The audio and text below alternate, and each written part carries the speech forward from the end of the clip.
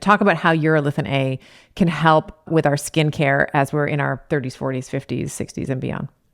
We got into skincare for two reasons, because I was sick and tired of people asking me, what am I going to feel with the oral products? I mean, how do I measure mitochondrial health? What do I see every day when I wake up in the mirror? And I was like, okay. So probably the first impact people see of aging is, as you rightly pointed out, is visual, right? So we started actually looking into the skin of 20-year-olds, 30, 40s, all the way to 60. What struck us again there was that if you looked at the skin cells of a 20-year-old person versus a 60-year-old person or a 70-year-old person, was impaired mitochondrial energy. So impaired cellular energy was leading to things like impaired collagen assembly in the skin, leading to wrinkle formation. And this is skin is also one of the biggest organs for immune cells. People forget that as well. And so this has sort of pointed us that maybe if we actually made a topical product, we could directly hit rather than relying on, let's say, oral product, which probably would get into the skin and do something, but we wanted to make very direct sort of delivery mechanisms. And so we started looking in, we did trials, we made formulations that we tested in multiple randomized trials and volunteers from, let's say, 40, 50, 60-year-olds.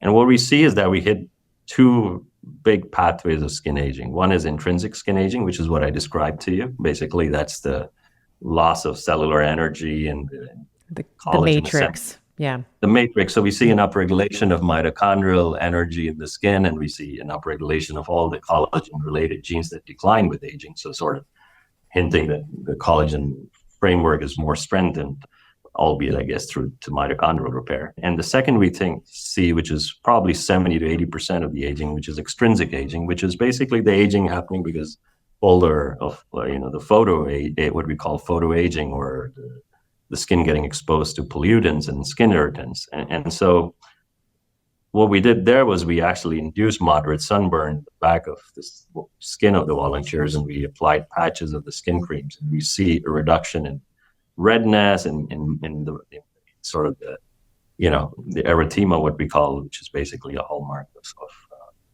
photo damage. Like those X-ray pictures that, when the sort of, I always see with skincare products, they're like, look at the before and after, and they sort of have this almost X-ray of the skin where you can see the skin damage underneath the skin under this light versus not. That's what you're describing. Yeah, you can see where the skin is inflamed, where the redness has set in. So which redness meaning your skin is sort of in a wounded form, and now it's trying to recover from the harmful photo damage. And so we see about a 15% reduction, which is huge. It's as good as probably putting a steroid cream to reduce your sunburn. And so that led us, those clinical data, which we just recently published, and it's under review right now, also in JAMA Dermatology, that led us to the skincare products. So we developed products that then we independently clinically validated. And this is a whole range of day and night cream and serum, and that again contains very calibrated dose of mitochondria.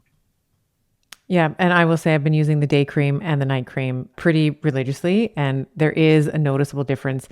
Particular for I'm in my 40s, so now I have little smile lines, like the little sort of I guess they would be called crow's feet, like those things that I'm like, oh, it's starting to creep up, starting to see those things.